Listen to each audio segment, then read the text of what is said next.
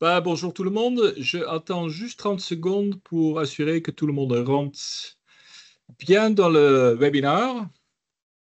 Et 24 participants, c'est déjà pas mal.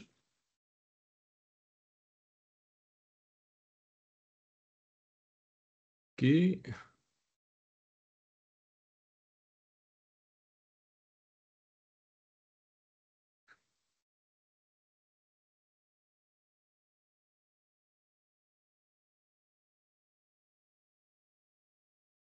Encore 10 secondes.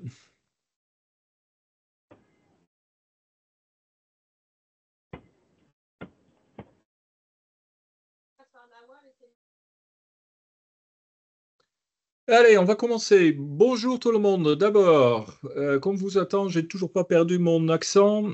Peut-être en France, c'est souhaitable dans le futur, mais bon, je pense que c'est perdu cette, cette partie. Aujourd'hui, je vous ai invité pour un webinaire qu'on parle de HP Secure Reuse Initiative au programme Partnership qu'on a avec HP comme Altkin. J'ai eu pas mal de questions des partenaires, aussi des employés, de revendeurs, de suppliers, pour dire qu'est-ce que ça veut dire en fait. Pourquoi HP il fait ça, Gervald, explique un peu les contextes du marché. Ça veut dire ça, c'est le but de cette webinaire. 30 minutes, j'espère que ce n'est pas plus. À la fin du webinaire, on a la possibilité de poser des questions. Vous pouvez déjà lister votre question dans le chat si vous voulez. C'est Emmanuel qui va prendre toutes les questions et on va traiter ça ensemble. Bon, agenda. Introduction, contexte un peu du marché, HP Secure Reuse, qu'est-ce que ça veut dire? L'avantage, désavantage, les avantages pour HP, hein, parce que pourquoi HP fait ça, et aussi la réutilisation et l'avenir, et après on fait des questions. Il y a une remarque que je voudrais faire. Tous les contenus, elle est confidentielle. Vous ne pouvez pas transférer ce contenu vers des autres. D'accord? Tout le contenu, c'est une interprétation de ma part, de Altkin. C'est basé, bien sûr, sur l'information que j'ai avec des discussions j'ai avec HP, mais c'est ni une présentation de HP, c'est une présentation Altkin. Il y a certaines interprétations de ma part qui sont dedans que je peux vous accentuer dans le slide qui passe. OK? On commence. Contexte marché.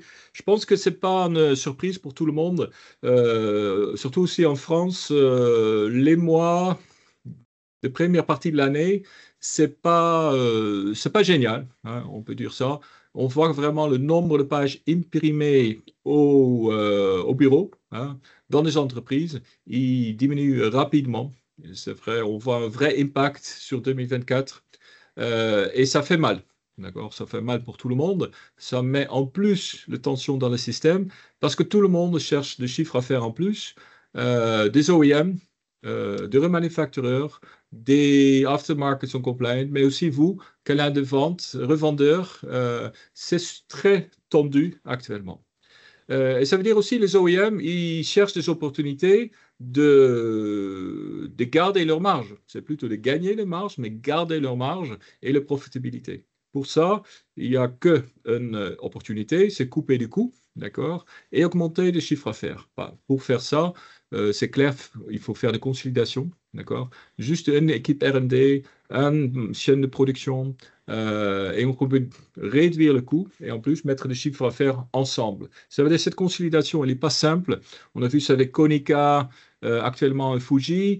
On a vu ça avec HP et Samsung. Xerox, il a essayé. Ça veut dire que tout le monde résiste encore un petit peu, mais c'est inévitable si on va continuer d'avoir une baisse de nombre de pages imprimées dans le marché qu'on a actuellement. Et en train, qu'est-ce qu'on voit aussi dans les fabricants aftermarket, hein, c'était plutôt les remanufactureurs traditionnels. Certains se transformés déjà vers distributeurs. Ils sont en train de mourir, hein. Et ils ont dit, Gervald, c'est un mot fort quand même, mourir.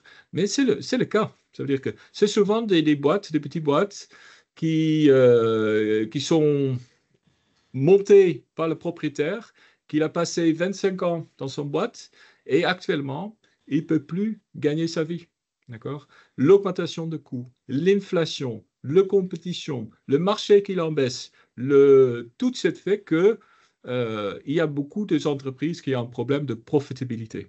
En plus, avec une entreprise qui ne fait pas de profit, mais comment on peut vendre, comment on peut transférer cette entreprise à quelqu'un qui a quelque part une difficulté de se projeter dans les croissances de futur. D'accord? C'est pour ça que je dis, il y a des fabricants de aftermarket, de remanufactureurs qui mourent, hein, qui sont plus là. Et ça fait mal. D'accord? Et ça veut dire qu'aussi là, tu as une conciliation ou peut-être une concentration qui est en train de se passer. D'accord? Et ce n'est pas qu'en France, hein. On voit ça dans tous les pays en Europe.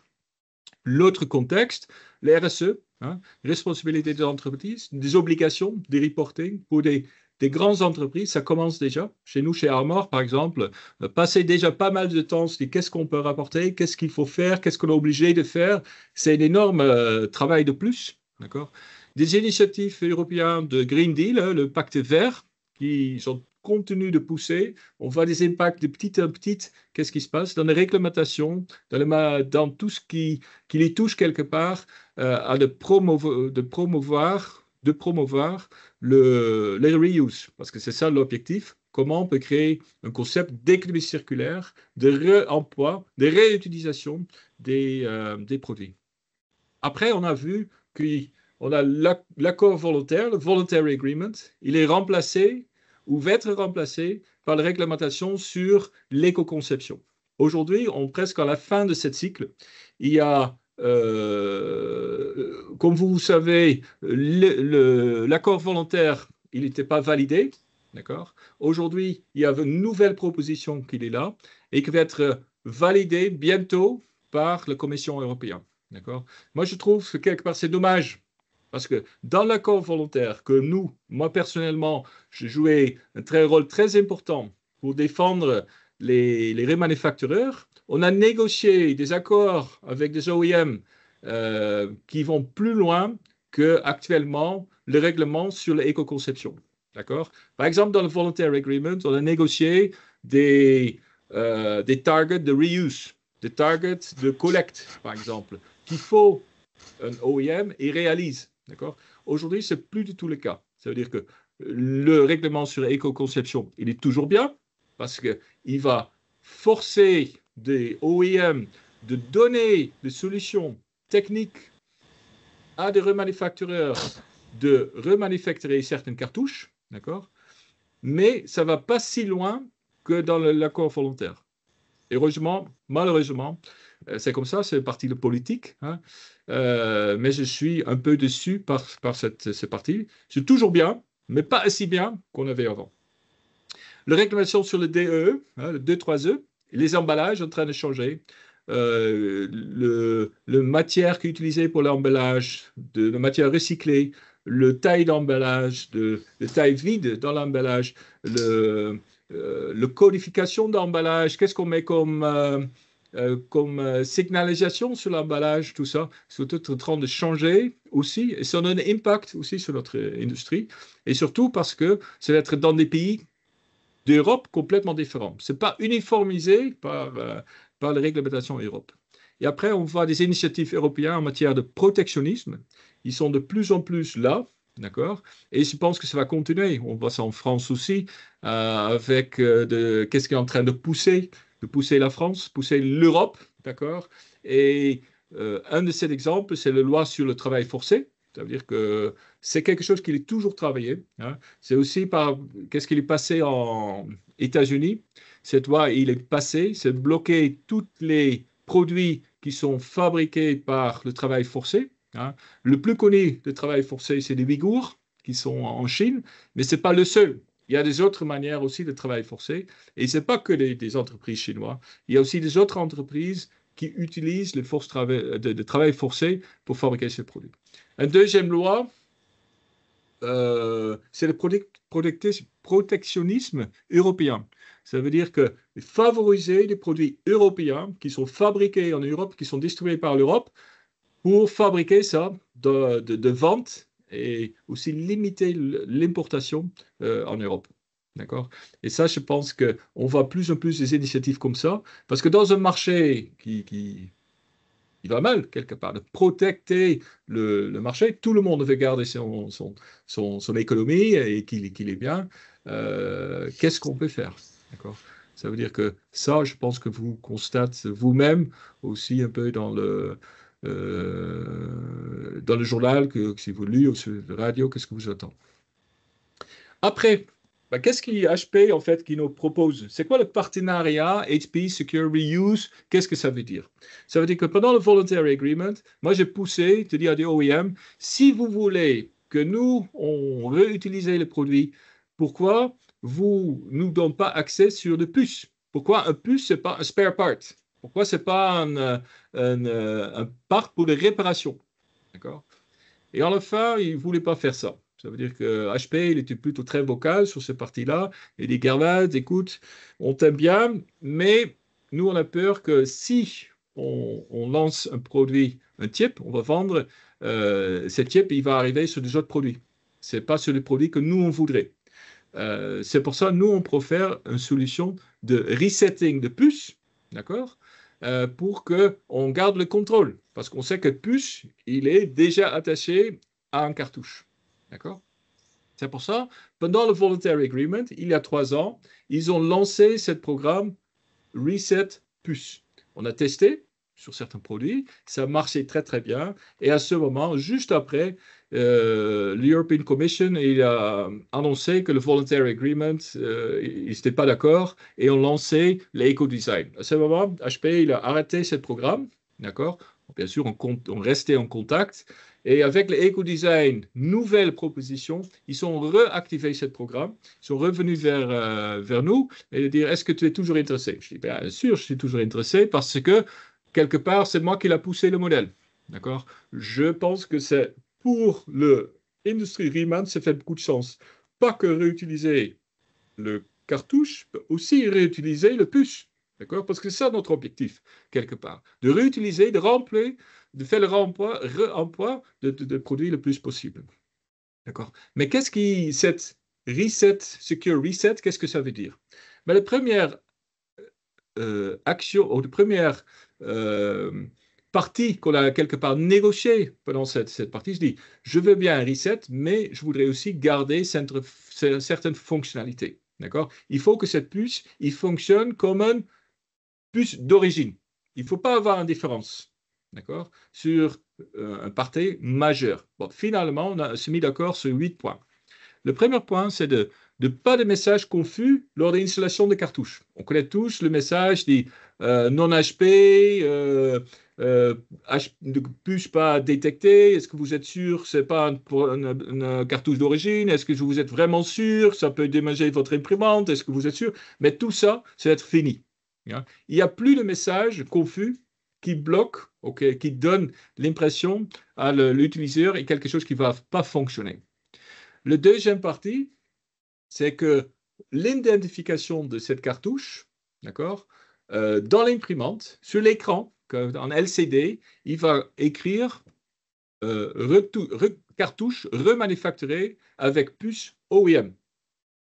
C'est important. On ne va plus dire non cartouche HP ou c'est cartouche remanufacturée avec puce OEM, d'accord, avec puce HP. Ce n'est pas encore finalisé, mais on est en train d'aller dans cette direction. Ça veut dire que si c'est vraiment final, c'est ça HP qui va prendre la décision, c'est comment on va appeler ça dans l'écran. Mais ça va être un parti qui est positif.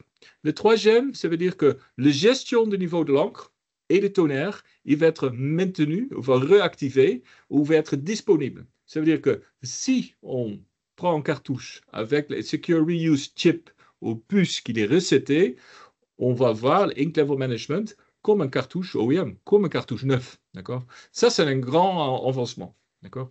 Il n'y a pas d'impact la mise à jour de logiciel. On connaît bien la problématique de mise à jour de logiciel.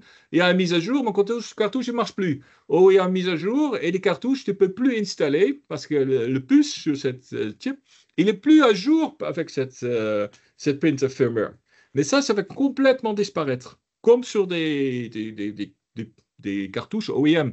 Il n'y a plus d'impact sur la mise à jour de logiciels pour des cartouches remanufacturées qui utilisent un Secure Reuse HP Reset option. D'accord?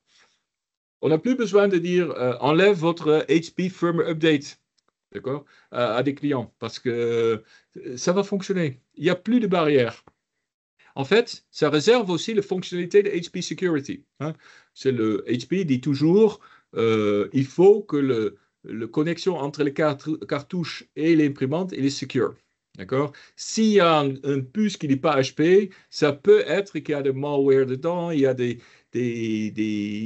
problèmes qui peuvent s'arriver sur cette partie-là. Et HP la garantie qu'avec un reset de Secure Reuse Resetter, hein, de process, toute cette fonctionnalité de HP Security, il reste actif et il est garanti. Cette cartouche, notre cartouche, il va aussi fonctionner avec les imprimantes HP+. Ça, ce n'était pas avant, c'était quelque chose de nouveau. D'accord? Ce n'était pas dans le Voluntary Agreement, mais parce qu'on a poussé pour ça, je dis, mais on ne peut pas avoir certaines imprimantes oui, certaines imprimantes non. Les imprimantes HP+, notre cartouche, il va aussi fonctionner dedans. Il n'y a pas de souci. Et le septième, c'est quelque part pour moi une victoire personnelle. J'ai toujours poussé pour ça. C'est-à-dire, pourquoi on enlève le logo d'HP de la cartouche? Pourquoi on est obligé de faire ça? Et quand je fais des études légales, c'est dans certains pays, il faut enlever, dans certains pays, il ne faut pas enlever. Bon, si tu es dans un marché européen, c'est compliqué quand même de dire certains pays, on enlève, certains. C'est-à-dire qu'on a décidé d'enlever partout. La bonne nouvelle, maintenant, c'est de dire HP, de dire, si tu utilises un cartouche HP, d'accord, avec le Secure Reuse chip Reset, parce que ce n'est pas un different chip, c'est le même chip, le OEM chip, vous pouvez, Altkin, garder le logo dans le plastique de cartouche. Ça veut dire tous les autres labels que HP qui met dessus, il faut enlever, mais le logo qui est dans le plastique, vous pouvez garder. Et moi, je trouve que c'est génial, parce que ça montre qu'on utilise une cartouche d'origine, HP, c'est un cartouche d'origine qu'on a refabriqué, qu'on a on a réparé quelque part, hein, on parle de ça, et qui fonctionne toujours en cartouche d'OEM. Ce n'est pas une autre cartouche, ça reste une cartouche OEM, mais remanufacturée, avec de même qualité, le même fonctionnement. D'accord? Et le dernier point, c'est que cette cartouche, il va fonctionner aussi bien dans l'MPS comme un cartouche neuf. D'accord? On a testé déjà quelques outils de gestion de flotte, ça fonctionne. D'accord? On ne peut pas tester tout, mais en principe, il n'y a pas de raison, ça ne fonctionne pas dans les gestions des outils de gestion de flotte. Cette cartouche, elle est MPS ready, comme on dit. OK? Ça veut dire, conclusion, il est presque pas de différence, moi je ne connais pas de différence entre une cartouche d'origine et une cartouche remanufacturée par Altkin avec des HP Secure Reuse. Plus. D'accord? Bon, le planning. Mais qu'est-ce qui se passe? Ça veut dire qu'aujourd'hui, on est en train de regarder, de tester le process. Et il faut imaginer que HP, il ne va pas nous donner un outil. Il ne va pas nous donner un testeur ou quelque chose qu'il existe. HP, il nous donne l'opportunité de développer des outils industriels pour réaliser ce programme de testing. D'accord? Ça veut dire que quelque part, ils ont donné les process, ils ont donné le coding, qu'est-ce qu'il faut faire, mais c'est à nous de développer les outils. Pour moi, c'est un avantage parce qu'on peut optimaliser l'outil dans notre usine, dans notre processus industriel. On n'a pas besoin d'intégrer un outil que de ne pas développer par nous. D'accord? Et parce qu'on a les R&D, on a des équipes qui font des développements de puces, on a des équipes qui font des développements des équipements, des outils. D'accord? Je pense qu'on a un grand avantage de développer des processus de resetting, qui sont très productifs, d'accord, et très intégrés aussi par rapport aux qualités avec notre processus. Bon, on va Q4, on va se focaliser plutôt sur le jet encre. Pour le moment, c'est 2 références. En Q1, on parle actuellement 2 références de laser. D'accord? Q1 2025. D'accord? Ça veut dire qu'on finit le jet encre, on finit à la fin d'année le laser, et ça, les produits vont lancer. Dans tous les nouveaux produits que HPI lance, cette fonctionnalité, il est activé par HP. D'accord? Pour tous les produits qui sont déjà dans le marché, on est en train de discuter avec HP quels produits on pourrait activer ou pas activer. Il faut imaginer que chaque produit est un produit différent. La technologie de puce, il est différent par chaque famille de produits. D'accord? Et ça veut dire que ce n'est pas juste de faire le travail une fois. HP, il a besoin de faire de re-engineering pour chaque cartouche qu'il est dans le marché parce que chaque cartouche est un peu différent. C'est pour ça que ceux de nouveaux modèles sont inclus dans le programme tout de suite. Tous les anciens modèles, ça va être liste, ça va être négociation entre nous et HP. Et il y a donc une période de transition pour que toutes les familles cartouches ils sont impliquées et ils sont activés dans ce programme. OK? Bon, ça, c'est quoi l'avantage pour l'aftermarket? Dans l'aftermarket, on peut bien voir que un grand avantage, c'est de la mise sur le marché. Ça veut dire que tout de suite qu'il y a un cartouche qui sort, l'HP, normalement, on a de Secure Reset Capability. Ça veut dire qu'on n'a plus besoin d'attendre quelqu'un qui développe un puce. D'accord? Certains temps, ça a pris beaucoup de temps. Un exemple pour certaines cartouches Lexmark, on est en train de travailler depuis 4 ans pour trouver un puce qui peut fonctionner dans des machines. Ça veut dire que le time to market, c'est un très grand avantage. Après, bien sûr, qu'est-ce qui reste? Est-ce que des cartouches de collecte, d'accord, des vides, est-ce qu'ils sont assez disponibles? Mais on enlève tout de suite cette dépendance quelque part sur le puce. Après, tu as une différenciation super claire entre un cartouche remanufacturé d'un côté et un cartouche new build de l'autre. Parce que c'est le logo. C'est très clair. Tu peux tout de suite dire, ça c'est un new build, ça c'est un Riemann. Aujourd'hui, de temps en temps, c'est confus. D'accord? Des gens qui disent c'est un Riemann, mais on ne sait pas trop. Est-ce que c'est vraiment un Riemann? Parce que c'est très difficile de temps en temps de voir quel type, qu'est-ce qui est passé avec cette couche? Qu'est-ce qu'on a enlevé? D'accord? Ça veut dire pour moi, le positionnement aussi des cartouches est bien clair. C'est un cartouche OEM qui est fait pour une imprimante, qui est réutilisé. D'accord? Contre une cartouche qui est, c'est pas copié, mais c'est développé pour que ça fonctionne dans l'imprimante. Mais c'est jamais un optimum. D'accord? C'est ça. Les remanufactureurs peuvent construire leur propre solution de réutilisation, c'est-à-dire intégrer dans leur ligne de produit, qu'est-ce que j'ai déjà dit dans le slide avant. Je pense que pour les industriels comme nous, c'est un super avantage parce qu'on peut faire de notre manière. Chaque introduction de nouvelles références nécessite aussi une mise à jour d'un micro-logiciel. Pour les nouvelles cartouches, ce n'est pas vraiment un problème. Ça peut créer un impact pour les cartouches qui existent sur le marché.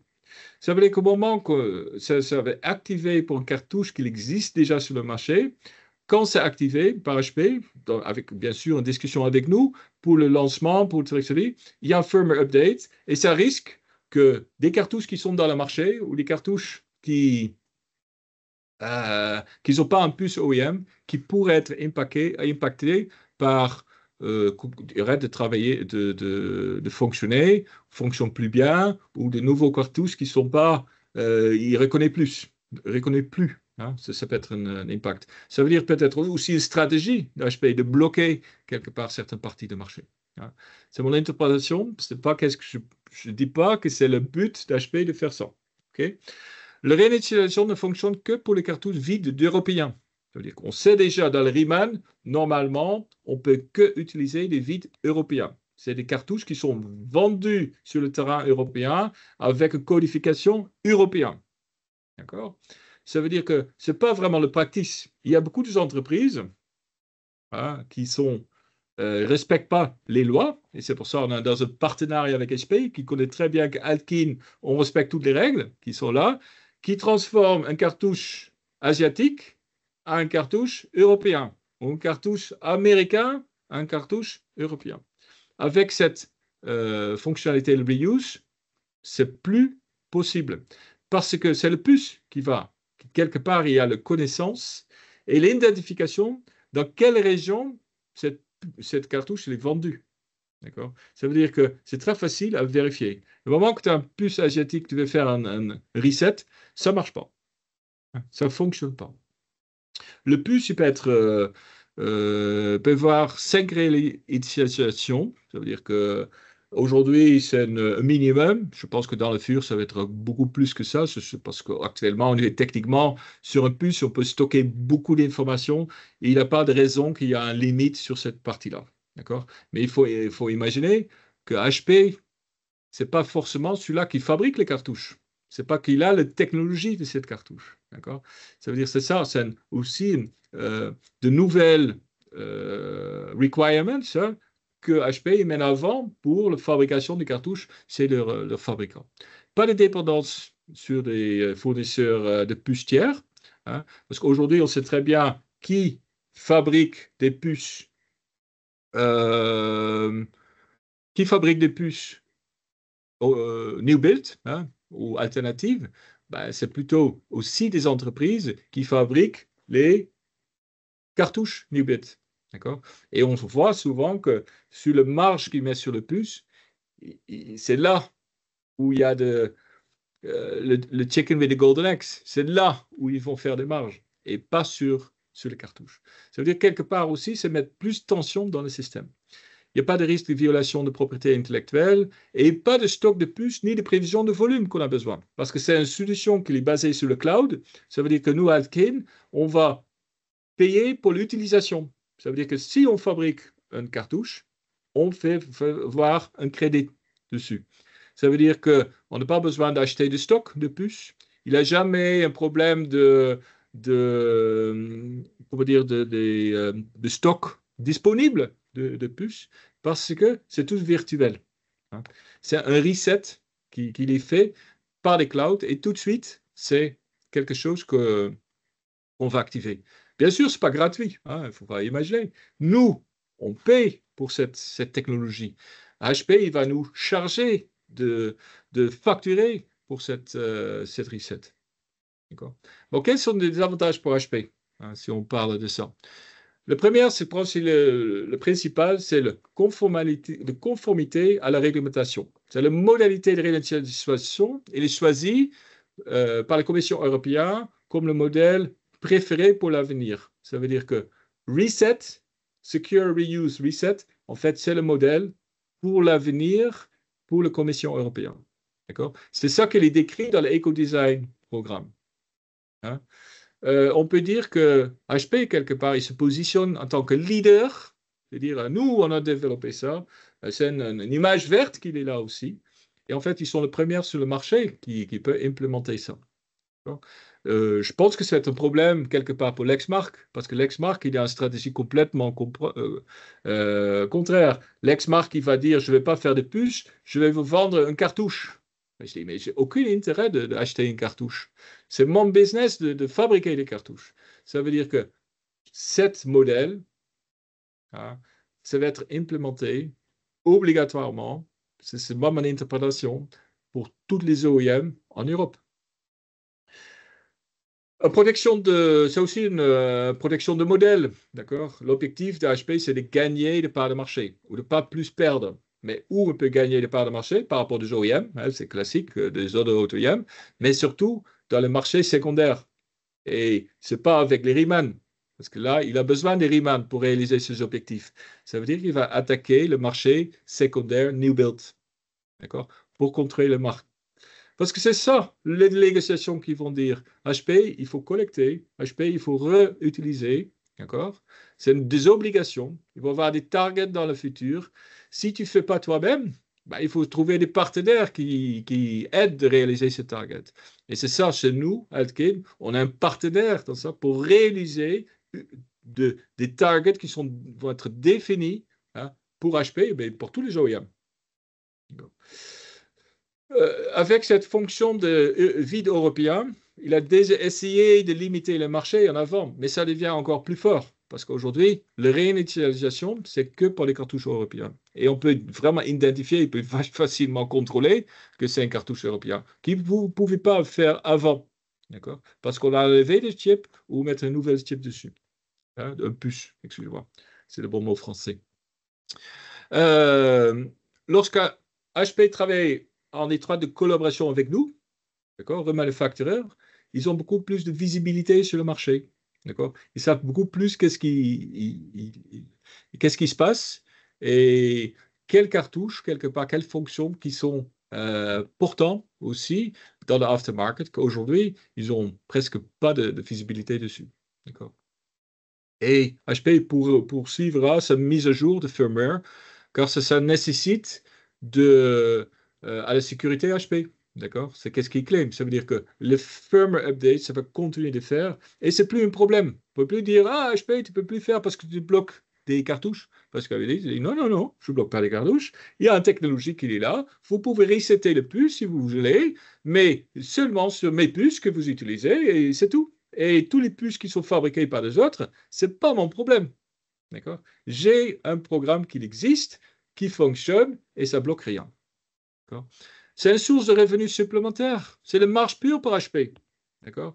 Ça veut dire que tous les puces qui sont fabriquées dans le futur, ils ont le potentiel d'être réutilisés. D'accord? Ça veut dire que si on réutilise dans le futur 4 fois le cartouche OEM, HP il est vendu une fois le cartouche et 4 fois, si c'est 5 fois en total, 4 fois après, il va gagner le forfait reset pour cette puce, sans ne rien faire, parce que c'est inclus tout de suite dans la technologie de lancement de nouveaux produits. D'accord? C'est un grand avantage pour HP. C'est source de revenus et surtout de marge, parce que c'est 100% marge de plus. Hein? Le programme, il se laisse de porte ouverte pour lancer sa propre gamme de Riemann pour HP. D'accord? Est-ce que c'est grave? Pour moi, non, c'est pas grave. Et pourquoi je trouve ça pas grave? Parce que les OEM, ils vont toujours voir le problème de positionnement de produits remanufacturés versus le produit d'origine. D'accord? Il ne peut pas positionner un produit remanufacturé moins cher que le produit d'origine. Parce qu'à ce moment, tout le monde dit, donnez-moi le produit remanufacturé. Parce que de toute façon, il est moins cher, il a la même garantie, il fonctionne le même, il fait le même nombre de pages, même peut-être plus. Moi, je veux ce produit-là. Mais pour faire un produit remanufacturé, tu as besoin d'un produit d'origine. D'accord? Ça veut dire qu'ils sont forcés de positionner ce produit Riemann, s'ils ils font, et certains OEM ils vont, ils commencent à le faire, plus cher que le produit d'origine. Et ça, pour nous, c'est une sacrée opportunité. Pour nous, pour vous. D'accord? Parce que ça veut dire le prix de vente de cette cartouche, il va augmenter. Parce que nous, on fabrique le même produit. Et c'est ça, c'est quelque chose qui est super fort. Vous réalisez, HP va dire, on a un cartouche remanufacturé. Ben, nous, on a su une cartouche remanufacturée. Ça devient des produits comparables. Avec le même puce, avec le même cartouche, d'accord? Et avec la même qualité. Et nous, on fait ça à 30% moins cher. Peut-être dans le futur, juste 20% moins cher. D'accord? Parce qu'on va comparer vers les cartouches remanufacturées par aussi une OEM. Ça, pour nous, c'est vraiment l'opportunité d'augmenter notre marge, mais surtout aussi vendre plus et augmenter notre average selling price, le prix moyen de vente des cartouches que vous faites. Ça veut dire que le message, il est assez clair, qu'il va tout dans la même direction. Ça veut dire que la réalisation est l'avenir. Le réemploi, c'est l'avenir. C'est ça qu'on veut faire. C'est ça qu'on est en train de pousser et tout le monde de pousser. Le HP Secure Reuse, c'est le modèle choisi par le Ecodesign comme le modèle opérationnel préféré. D'accord? Ça veut dire que très rapidement, qu'est-ce que je pense? Que toutes les compagnies, toutes les OEM proposent un programme similaire. Est-ce que c'est un programme qui est ouvert pour tous les manufacturiers? Moi, je suis sûr qu'il va y avoir des conditions. Des conditions de certification d'usine ISO, Villabex, toutes les compliance qu'il est là. Les certifications par rapport de forced labor. certification par rapport à certaines conditions. Parce que des OEM, il ne faut pas s'identifier que leur produit, c'est le puce, ça reste leur produit, avec leur I7, ils s'identifier avec des produits de mauvaise qualité. D'accord? Il va y avoir des tests, il va y avoir des certifications qu'il faut se faire. Ça veut dire que, oui, peut-être ils sont obligés de proposer, mais avec des conditions à tout le monde. D'accord? Et c'est pour ça, pour moi, l'avenir, c'est aussi Altkin et les partenariats qu'on avait avec des OEM, d'accord? Qu'il existe déjà. C'est-à-dire qu'on ne travaille pas qu'avec HP. On travaille avec des autres OEM dans des autres domaines. On travaille pour le développement de l'encre. On travaille pour la production de l'encre. On fabrique même, pour certaines OEM, on fabrique déjà des cartouches. Ça veut dire que c'est tout ce qui n'est pas visible pour vous. Mais mon but, ou ma but, je ne sais pas ce qu'on dit en français, je suis désolé, c'est de dire, moi, je suis un partenaire fiable pour les OEM et je voudrais travailler pour les OEM pour qu'on construise cette futur ensemble, d'accord, qui est la réutilisation de produits, de recycler avec des produits qualitatifs et avec un message qui est européen, d'accord. Et ça, c'est super important.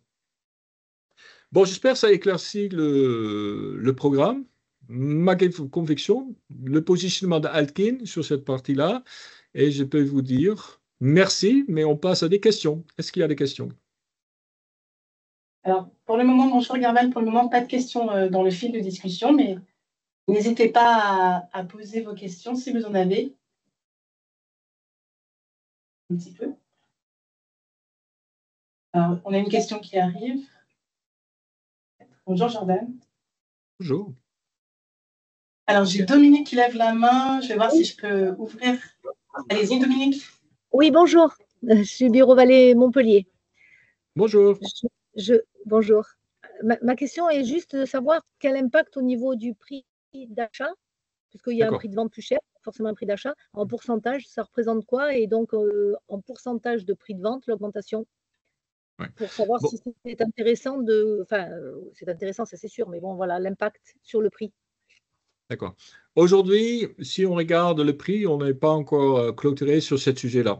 D'accord? Il y a vraiment un guideline qui est spécifique qu'il faut que c'est pas un abus de HP. Ça veut dire qu'il y a une conformité de marché qu'il y a dedans. Ça veut dire que qu'est-ce qu'il regarde HP actuellement? Il regarde ces puces qui sont fabriquées dans l'aftermarket, hein, surtout par des Américains ou par des Chinois. Ça coûte combien?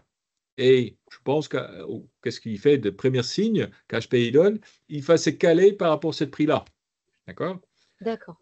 Aujourd'hui, je pense qu'ils vont essayer d'avoir une légèrement augmentation sur que de puces, hein, parce qu'on ne parle pas des autres parties, cette carte puce, légèrement augmentation par rapport à ça, parce qu'il dit, quand même, tu as beaucoup plus d'avantages. Tu n'as plus de retour de firmware update, ça fonctionne bien, c'est aussi positionnement partout. Ça veut dire qu'il y a légèrement surposition de coût. Bon.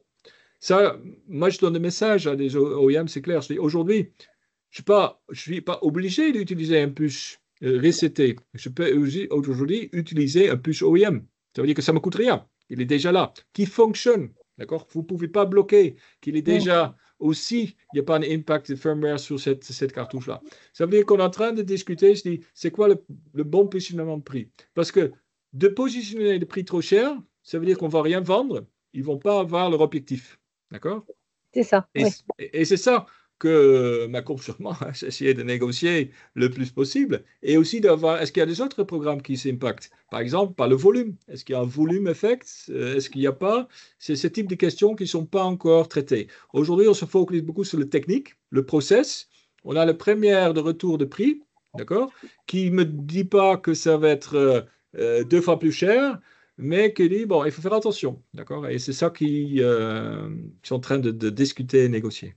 Parce qu'en fait, HP, vu que la puce va être différente, même pour leur cartouche d'origine, de base, ils vont augmenter aussi peut-être leur prix.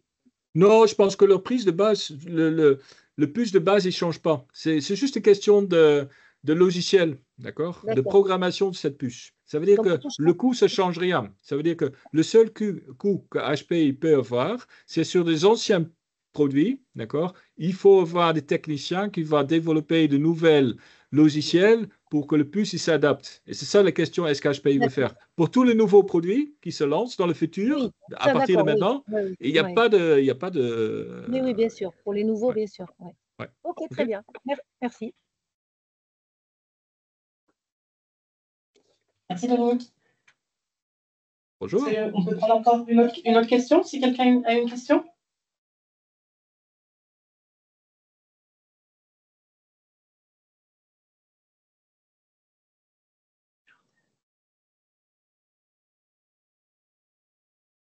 Ok. Bon, Eh bien, ça me fait Gervais, plaisir parce que ça veut dire que je suis assez clair. Bon, j'étais assez clair, même en français. Bon, je vous souhaite tous un très bel été avec de beaux temps. Profite. On sait que c'est un peu dur actuellement dans le marché. Aussi, le trafic dans les magasins. J'espère que ça va se vraiment débloquer après l'été. D'accord? j'ai Euh, une ah oui, dernière une question, dernière question. Gervais. Bon, allez, vite Oui. alors. Comment voyez-vous, donc c'est Jordan, merci Jordan, comment voyez-vous l'avenir des tonnerres par rapport aux imprimantes à bidon d'encre? Donc, c'est une question qui change de périmètre, mais D'accord. Bah, moi, je pense que le tonnerre, ça reste toujours. Il y a les avantages de tonnerre sur les jets d'encre qui sont clairs. La technologie tonnerre, elle reste très fiable quelque part. Il y a moins de problèmes sur euh, le bouche de tête d'impression, cette technologie qui existe. Le seul problème pour le tonnerre, c'est quelque part de consommation d'énergie. Parce que ça, c'est le grand avantage de jet d'encre. Ça veut dire que tu n'as pas besoin de chauffer quelque chose pour imprimer. Avec le tonnerre, on voit qu'il faut chauffer quelque chose pour que le plastique, hein, c'est le poudre tonnerre, c'est un plastique, il se liquidifie. D'accord? Aujourd'hui, on voit il y a des poudres tonnerre qui sont des points de chauffage moins hautes, ça veut dire que moins d'énergie. D'accord? Mais le tonnerre, ça reste, surtout dans les bureaux, une très bonne technologie. Sur le copieur, on va pareil. On a bien vu le problématique avec HP sur des machines dans les bureaux. Si ce n'est pas utilisé souvent, au fréquent, il y a un risque avec l'encre. D'accord? Et parce qu'il y a des petites cartouches, d'accord, s'il y a un problème, on peut remplacer, on peut échanger. Si on parle de volume, d'accord, il faut faire une technologie fiable, d'accord. On voit Epson qui a de belles technologies au niveau de cette partie-là. On a de très belles produits, mais là aussi, on voit que la machine, il faut qu'il y ait besoin plus de nettoyage, d'accord. Si tu ne nettoies pas, il peut y avoir des problèmes. Ça veut dire que le laser, si tu utilises ou pas utilises, c'est quelque part, c'est pas un impact. Pour le jet d'encre, c'est plus important. Ça veut dire que l'utilisation et le technicien de l'utilisation pour le jet d'encre est important. Et on va sur le large format, sur le printing d'ATF, sur des autres solutions. C'est vraiment une très belle technologie avec beaucoup de possibilités, mais il faut avoir la technicité aussi comme utilisateur. OK? Gervais, alors Jordan poursuit, mais peut-être qu'on prendra ce sujet à côté. La question, c'était ensuite, serait-il envisageable d'aller encore plus loin dans un partenariat pour construire une imprimante laser, notamment des imprimantes compactes couleur pour éviter la sécheresse de l'encre et l'encrassement des têtes? Euh, Moi, je dirais, je regardais hein, honnêtement, et Jordan, si tu veux discuter, n'hésite pas d'appeler, hein, on peut prendre ça aussi, mais je ne crois pas actuellement dans la fabrication de nouvelles imprimantes parce que de créer encore un OEM de plus. Ils regardent ça en Chine, hein, où c'est le cas, mais qu'est-ce qu'on va faire? On va juste se focaliser sur le prix. D'accord? L'objectif, c'est de réutiliser. Est-ce que vous me dites qu'il faut réutiliser des imprimantes qui existent ou utiliser plus longtemps? Et là, je dis, vous avez raison. Mais aujourd'hui, un imprimante Brother à 100 euros, reconditionné, remettre sur le marché et faire du marge, c'est presque pas possible. Ou c'est pas possible. D'accord? Ça veut dire que ça marche que si tu peux aussi avoir un connect rate des cartouches avec. Sur le hardware lui-même, tu perds l'argent. Nous, on perd l'argent. Tout. Et je pense que c'est ça la complexité dans l'économie circulaire, qu'en fait, les produits qui sont positionnés trop bas, il n'y a pas de modèle, il faut que les prix augmentent. Et là, sur les éco-tanks, par exemple, là, tu peux imaginer des produits qui sont utilisés une deuxième fois parce que le prix de cette imprimante est déjà plus élevé. Sur le copieur, c'est un modèle qui est très connu déjà, qui est établi. Sur les A4, des imprimantes, et surtout sur les jets d'encre, avec des prix de 50 à 200 euros, c'est impossible. Hein. Ça reste des produits jetables. Et c'est pour ça qu'il faut enlever ces produits jetables. Il faut arrêter avec ça. Bon, là, les questions viennent, mais je pense le temps est déjà passé. Gabriel, je propose qu'on clôture le webinaire et puis qu'on adresse les questions que vous pourriez avoir et on vous y répond. Mais non, mais je pense, tu as raison, Emmanuel, peut-être c'est bien de faire une enquête après, je veux dire, est-ce qu'il y a des questions? Et si vous avez vraiment envie de discuter avec moi, d'accord, on peut organiser notre webinaire sur la vision, qu'est-ce qu'on pense, quelle direction ça va prendre. Moi, je suis prêt, ça m'intéresse beaucoup. Je ne dis pas que je sais tout. Je peux vous donner ma vision. On peut inviter aussi l'équipe R&D, on peut inviter le marketing pour cette partie-là. Je suis prêt à faire ça, de travailler avec vous, hein, de partenaires, pour dire c'est quoi le futur et comment on peut construire cette futur ensemble.